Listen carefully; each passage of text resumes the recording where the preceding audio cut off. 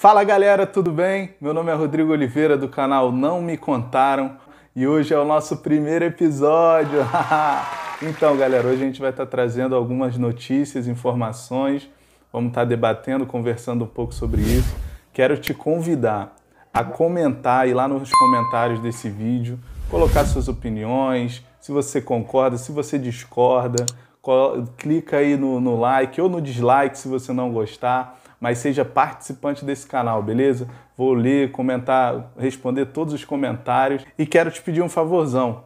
Compartilhe esse vídeo com seus amigos. É fundamental. O intuito desse canal é realmente que a informação chegue a pessoas, beleza? Então vai ser um a um e as notícias chegarão a todo mundo. Beleza, galera? Roda a vinheta aí.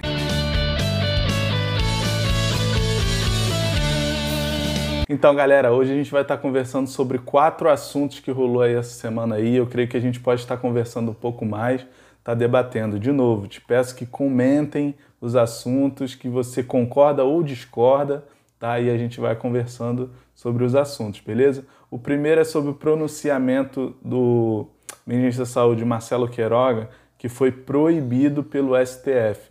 O segundo tema vai ser sobre o MST. Muitas das pessoas perguntam o que é, né?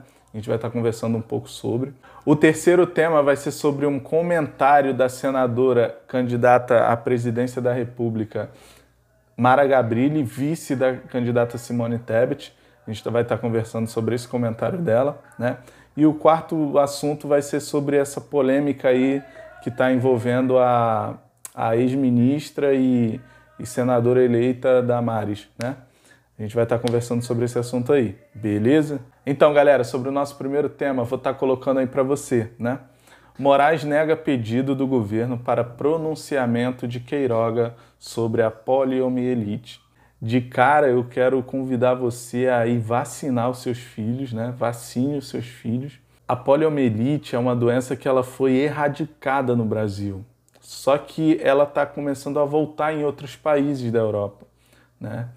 Então, o ministro da Saúde, Marcelo Queiroga, fez um pedido para fazer um pronunciamento em cadeia nacional, né? Aquele pronunciamento que normalmente costuma ser ali na parte da noite, que está todo mundo em casa, né? E ali, seja algum ministro ou o próprio presidente da República, faz um pronunciamento à nação. E aí o STF proibiu, né? O STF alega que não é permitido fazer essas campanhas, como eles dizem, né, em períodos eleitorais. O que acontece, galera? Um pronunciamento desse, você concorda comigo que não passa de longe de ser uma campanha eleitoral, né? É uma convocação para uma doença que foi erradicada no país, né, para que ela não volte. Se acontecer de essa doença aparecer de novo, estou falando para vocês que essa doença não chegue aqui no Brasil. Mas se acontecer casos de novo, semana passada, o ministro da Saúde, Marcelo Queiroga, queria fazer um pronunciamento em cadeia nacional para pedir para que todos os pais levem seus filhos para se vacinar. O STF proibiu, alegando ser uma forma de campanha eleitoral, né? Então, se caso acontecer, eu estou falando isso para abrir até uma outra questão que a gente vai estar conversando, né? Para que depois, se caso acontecer, né?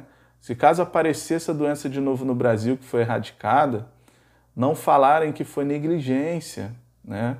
Porque, de novo, Moraes, ministro Alexandre de Moraes, nega pedido do governo para pronunciamento de Queiroga sobre a poliomielite.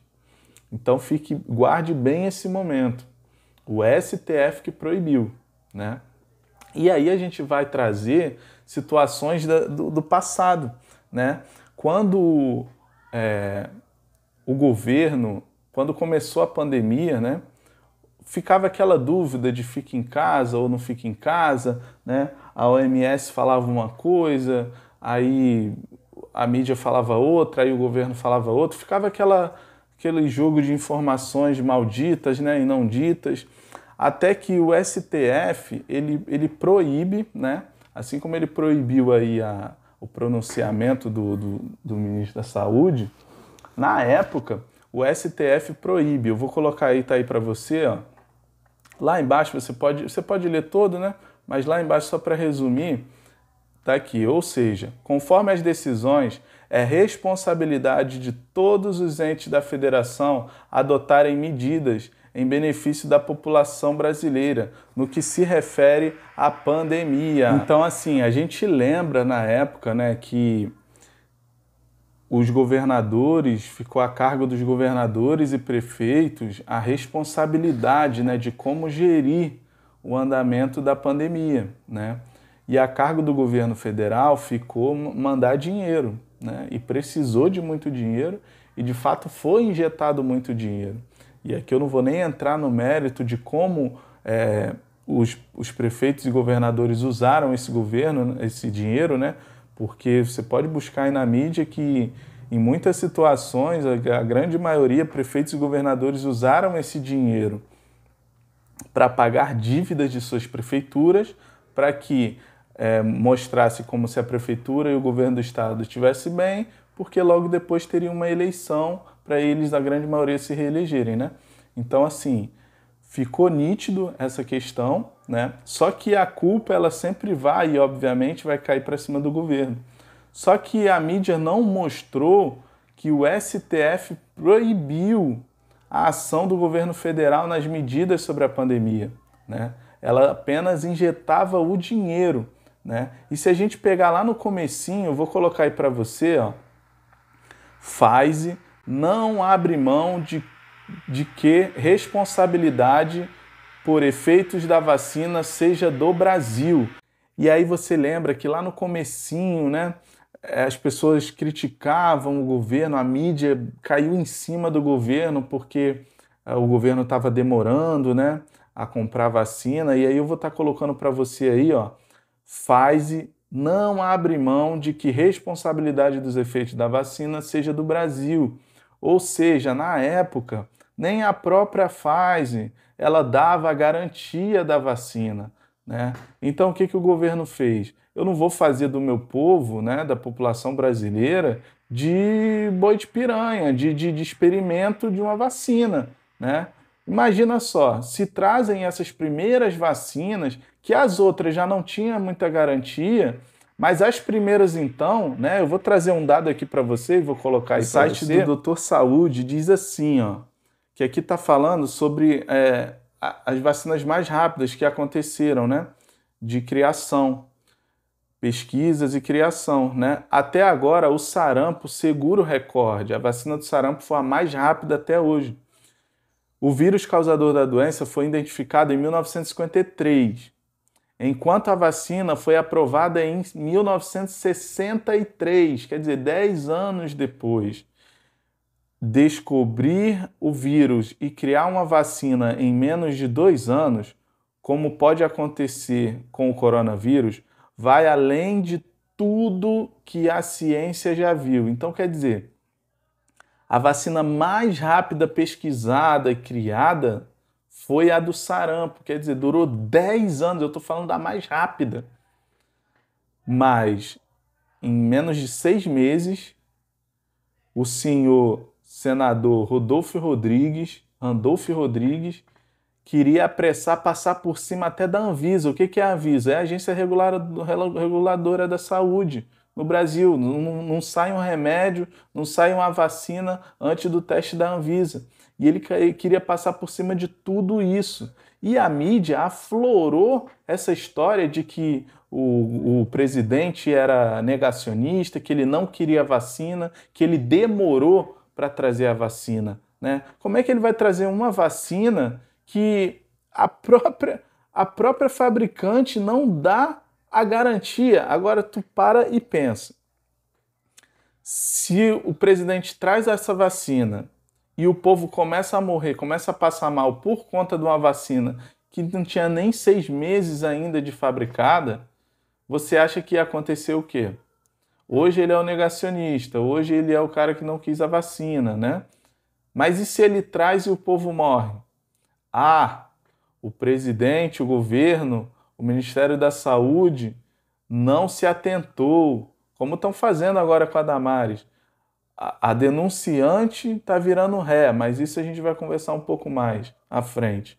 Então, olha o que está acontecendo. Então, por isso que eu estou te alertando sobre esse pronunciamento do ministro da Saúde. Se atentem, para que depois, se Deus quiser, não vai aparecer essa doença de novo, né, a poliomielite, mas se aparecer, guardem bem essas notícias sobre a proibição do STF ao ministro Marcelo Queiroga. Tudo bem? Beleza? O segundo tema que a gente vai conversar é um tema também que eu vejo de uma grande importância, é o MST. O que é o MST ou MTST, né? Movimento Sem Terra ou Movimento dos Trabalhadores Sem Terra, né? O que é, o que são, o que eles fazem, né? Eu entrei aqui no site do MST, né? E coloquei aqui em Quem Somos. Na apresentação está assim, ó. O Movimento Sem Terra está organizado em 24 nas 5 regiões do país. No total, são cerca de 450 famílias, 450 mil famílias, perdão, 450 mil famílias, que conquistaram a terra por meio da luta e da organização dos trabalhadores rurais. Mesmo depois de assentadas, estas famílias permanecem organizadas no MST, prestem bem atenção. Elas continuam, mesmo depois que recebem a terra, elas ficam organizadas no MST. Para a conquista da terra, pois a conquista da terra é apenas o primeiro passo para a realização da reforma agrária. Ou seja, aqui eles falam que tem mais ou menos 450 mil famílias, né? E que mesmo depois, quando elas recebem a terra, né, a qual elas buscam, elas continuam no movimento. Minha questão é, ora, se elas recebem automaticamente, não tem por que elas estarem ali, né? E como que elas lutam por essas terras? Ah, Rodrigo, mas eu ouço falar e eu vou te mostrar aqui, né, que eles invadem, que eles agridem pessoas, né, e tal. Sim, até acontece isso, né? Até acontece isso. Existem pessoas que realmente necessitam da terra, estão ali apenas querendo um cantinho para produzir o seu feijão, né? O seu alimento, né? Uma questão familiar, né? Porém, a maioria, e aí é onde entra a questão política do MST, é que eles são feitos como massa de manobra, né? E especialmente do governo do PT, que sempre prometeu terra e nunca deu essas terras para o povo. Você vê que o PT estava há 16 anos no governo e essa galera nunca recebeu terra, né? Mas por quê? Porque o PT não dava terra. O PT, o que ele fazia era legalizar o MST para que eles invadissem terras alheias, para que eles entrassem em lugares, em terras, em locatários que muitas das vezes estavam produzindo e eles entravam para invadir e tomar aquilo como seu. Aí qual era o papel do governo na época? Não criminalizar aquilo ali, não colocar polícia, não mandar eles se retirarem daquele local, e o proprietário da terra, da fazenda, seja lá de que local fosse, não tinha força nenhuma, né? Então eu falei para vocês que aqui no próprio site deles são em média 450 mil famílias, né? Eu vou colocar aí para você, ó, Jornal Veja. Governo Bolsonaro supera os 4.000 títulos de terra entregue no país. Meta do Ministério da Agricultura é chegar a 500 mil até o fim do mandato do presidente. Então, quer dizer, 400 mil títulos de terra, sendo que desses 400 mil, 80% é para as mulheres. Quer dizer o quê? O governo ele pegou as famílias e todas as famílias a qual tinha mulher, por exemplo, as famílias que não têm mulher, não têm esposa, por exemplo, é só o pai e os filhos, aí obviamente foi para o nome do homem. Mas as famílias que têm mulheres, homens e mulheres, o título de terra foi para o nome da mulher.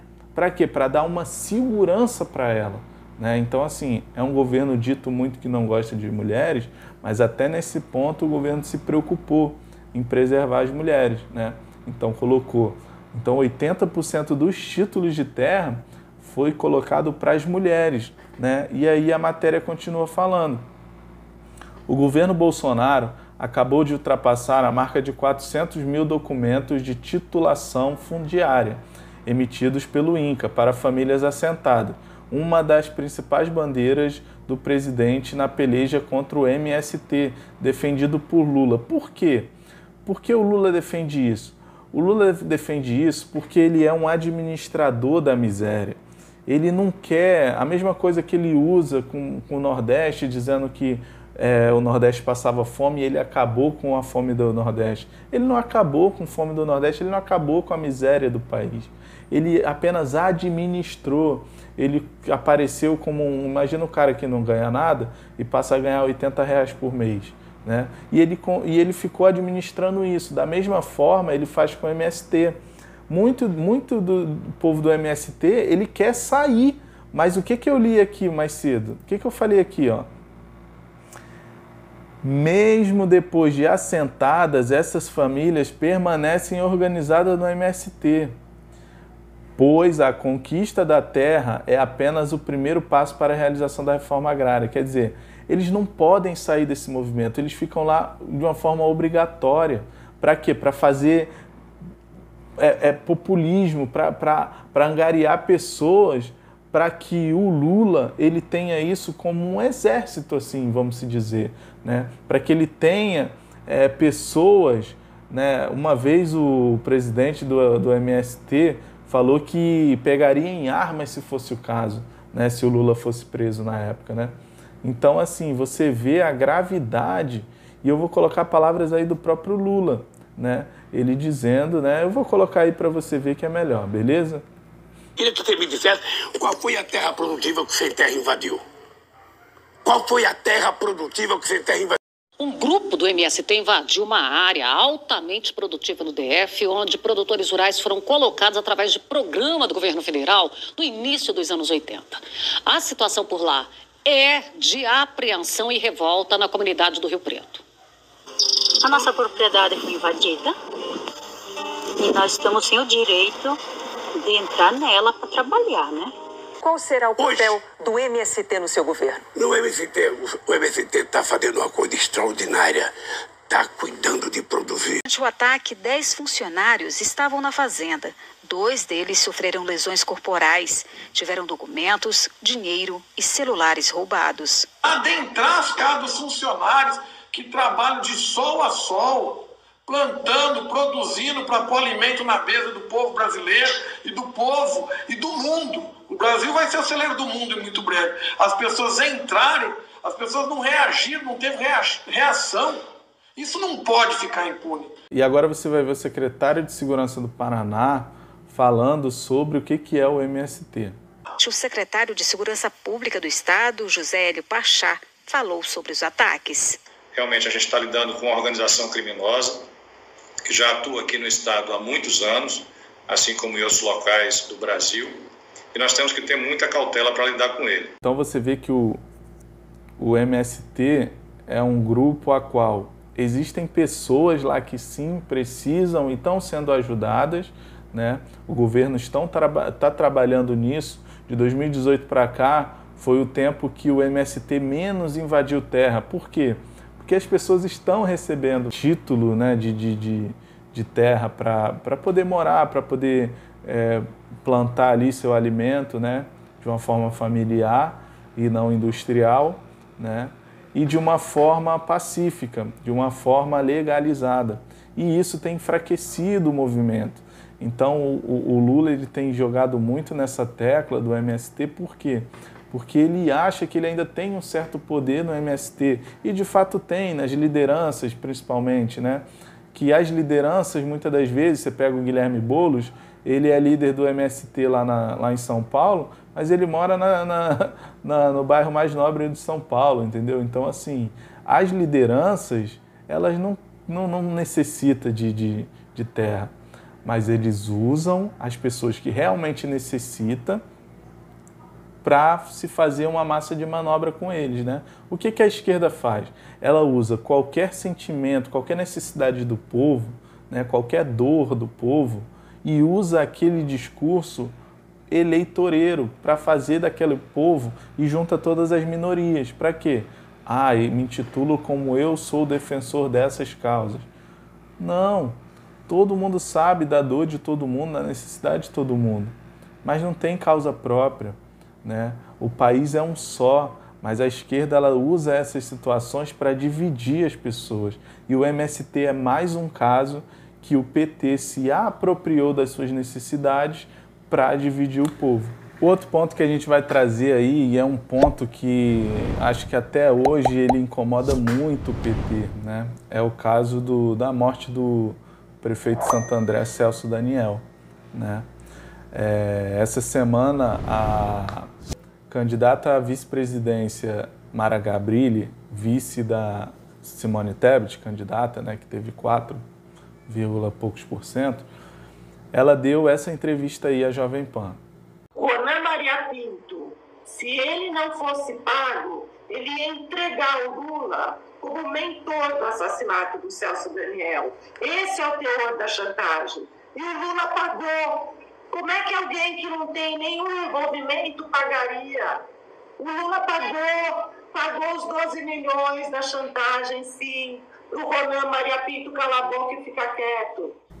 Então, galera, você vê aí as palavras da própria Mara Gabrilli, né, filha de Luiz Alberto Gabrilli. Quem era? Qual o contexto dessa história, né? O que tem a ver com o Celso Daniel?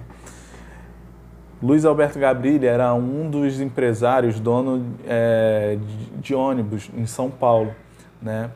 E que ele foi extorquido, né? Ele foi extorquido junto com alguns empresários, para colocar dinheiro na campanha do Lula, né, em 2002. Né? E aí a Mara Gabrilli está dizendo aí que o Lula pagou dinheiro para o Ronan para não falar nada. Né? Então, assim, um ponto muito interessante é como que ou o PT, eu não estou aqui dizendo que foi necessariamente o Lula, né? Mas como o PT ou o Lula não tem nada a ver no assunto, se ela mesma fala que o próprio Lula pagou dinheiro para o Ronan, né? É uma história que, de fato, há anos, isso aí aconteceu em 2002 e até hoje nunca foi desvendado, né? A justiça colocou como crime comum. Mas, cara, não tem como você colocar um crime comum quando se matam mais de 7 pessoas que tiveram contato ali com o Celso Daniel, né? E que muito provavelmente ele ia denunciar tudo isso que a gente conhece, né? Você vê que a própria Lava Jato, ela foi puxada disso que aconteceu lá em Santo André, né? Então, assim, são muitas coisas cabulosas. E aí a Mara Gabrilli vai e diz, né, que ela não tem como. Vou colocar aí para você. Não posso apoiar o Lula. Ele dilacerou o Brasil, diz vice de Tebet. Então ela vai contra sua companheira Simone Tebet. Quanto a isso não tem nenhum problema, cada um escolhe, né, qualquer coisa. Mas o ponto interessante que me intriga é isso. O apoio dela contra o Lula não é especificamente só porque ele dilacerou o país, né? É porque vai contra a consciência dela, vai contra a memória do seu pai, né? Que foi extorquido pelo PT na época, né? E como ela disse aí, né? Se o Lula pagou, é porque ou o PT ou ele tinha alguma coisa a ver com o assassinato da morte do prefeito de Santo André, Celso Daniel. Nessa mesma entrevista, a Mara Gabrilli diz, vou ler toda a matéria aqui para você, Correio do Povo, estou colocando aí para você. Em outra entrevista ao programa Pingo nos Is, da Jovem Pan, a senadora Mara Gabrilli afirmou que conversou com um publicitário envolvido no escândalo de Mensalão, Marcos Valério, preso em Minas Gerais. Segundo a senadora, no encontro, ele não quis falar sobre o caso Celso Daniel. ele tinha muito medo de falar sobre esse tema, porque tinha medo de morrer. Afirmou a senadora: a gente está lidando com gente que mata mesmo. Temo pela minha família e pela vida do Marcos Valério, complementou, né? Então você vê que ela deixa bem claro que ela está lidando com pessoas perigosíssimas. E ela diz que não tem como votar no Lula por uma questão de Brasil, daquilo que ele fez no país, e contra a memória do pai dela, sobre tudo que aconteceu, né? Quem não sabe do que eu estou falando, você pode botar aí no YouTube ou no Google, caso Celso Daniel, a morte do ex-prefeito de São Paulo, que ainda não foi elucidada por completo, porque na minha visão a justiça colocou como um crime comum. Na minha visão não tem como aquele crime ter sido um crime comum, né? Foi tudo muito planejado, onde 7 pessoas, das últimas 7 pessoas que teve contato com o Celso Daniel, todos foram mortos também, de forma também totalmente desconhecida, né? Então, assim, a gente, como a Mara Gabrilli aqui falou, né? A gente está lidando com gente que mata mesmo.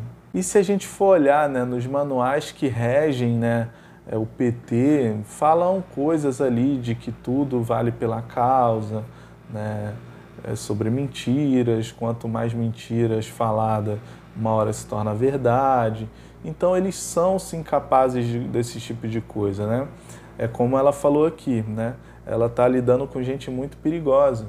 Se você quer pular esse vídeo e ver algum vídeo sobre o caso, seria algo muito importante você ver, para você ter a noção do que de fato está acontecendo sobre esse assunto aí. Por isso que é um assunto que o PT, você fala do caso Celso Daniel, eles sempre ficam assim, né? Melhor não falar sobre isso. O que aconteceu nesse caso, hein? Então, e o último tema aí que a gente vai estar falando é sobre a Damares Alves, né? É um tema assim que realmente me chocou, o nível de deturpação da mídia brasileira, né? Quem muito deve ter... Vocês viram, né, o vídeo que ela está falando ali sobre tudo que acontece ali em Marajó, né, e na Amazônia como um todo.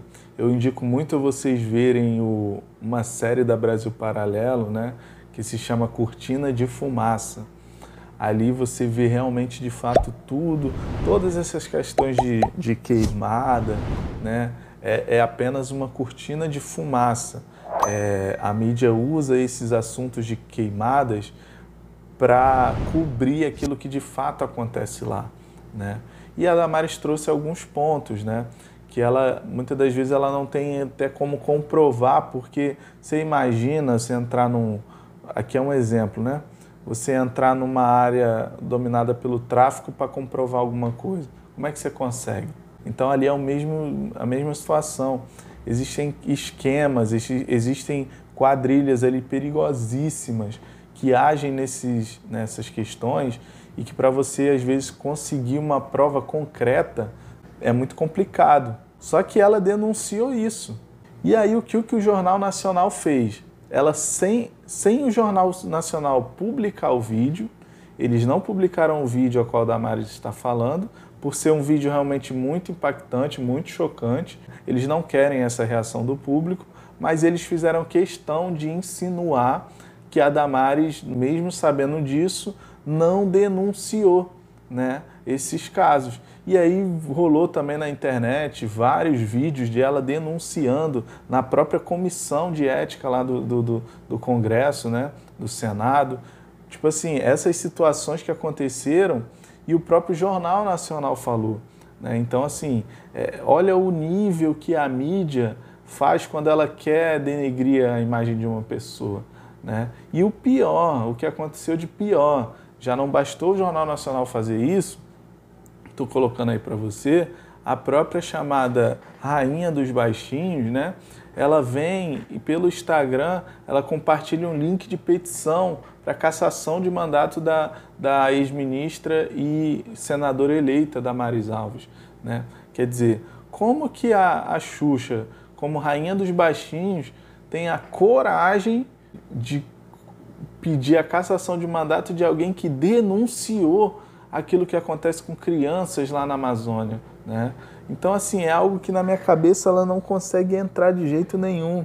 E outra, a Damares denuncia um caso gravíssimo que dói o coração da gente saber, e ela começa a ser denunciada, ela começa a ser investigada. Quer dizer, para a mídia, o mais importante não é o caso que acontece em Marajó, não é o que acontece na Amazônia.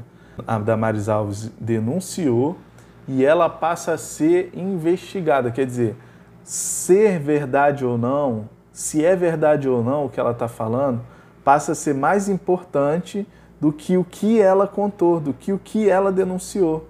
Então você vê o nível da deturpação da mídia. O que a mídia faz na cabeça de muitos brasileiros? Ela coloca como uma situação a qual ela denunciou menos importante e coloca que, se é verdade o que ela falou ou não, mais importante. E, de novo, a rainha dos baixinhos. Cara, que inversão de valores é essa? A chamada rainha dos baixinhos. Ela vai contra a mulher que está denunciando tudo aquilo de ruindade que acontece lá na Amazônia, né? Então eu estou trazendo todos esses temas aí para você analisar e ver, cara, a ideia aqui é você sair daqui desse vídeo e pesquisar tudo isso que eu falei, sabe? Eu tô longe de ser dono da verdade, tô longe, cara, não sou um jornalista, nada, mas é algo que fica assim muito claro para a gente ver. Eu sou apenas um pai de família que estou vendo as notícias rolarem e eu vejo a informação real de uma forma e eu vejo sendo publicada de outra, uma forma de manipular as pessoas, né? Então a ideia desse canal é trazer esses temas assim, e eu quero te pedir, indica temas aí, indica situações que você viu, comenta aí tudo isso que eu falei, se você concorda ou não, para que a gente esteja conversando. A ideia é justamente essa, a gente conversar sobre esses assuntos, para que, de novo, a verdade prevaleça. A verdade prevaleça, né? Todos sabem aqui da minha corrente política, mas independente disso, se qualquer um de pessoas a qual hoje eu concordo com ideias tropeçarem, o que importa é que a notícia seja dada verdadeira e que não venha fake news atrapalhar a democracia, porque a fake news, ela de verdade, ela atrapalha. E a mídia, ela infelizmente, é a maior geradora de fake news hoje no país. Beleza, galera? Muito obrigado por estar aí comigo esse vídeo aí, esse tempo, né? Eu quero te pedir mais uma vez para você se inscrever aí, você que não é inscrito, você que já é, muito obrigado. E, cara, te pedir também que você compartilhe esse vídeo com seus amigos. Se você acha que esse conteúdo tem uma relevância, você compartilha com o teu amigo, cara. Compartilha com o teu amigo que você acha que precisa ouvir esse conteúdo, e eu creio que será de grande ajuda e de grande valor. Porque, de novo, a ideia desse canal aqui é que essas informações sejam compartilhadas e que seja de uma forma verdadeira, para que a gente não caia nas fake news a qual a mídia tem nos imputado. Beleza, galera? Muito obrigado, tamo junto, até a próxima. Valeu, galera. Um abração.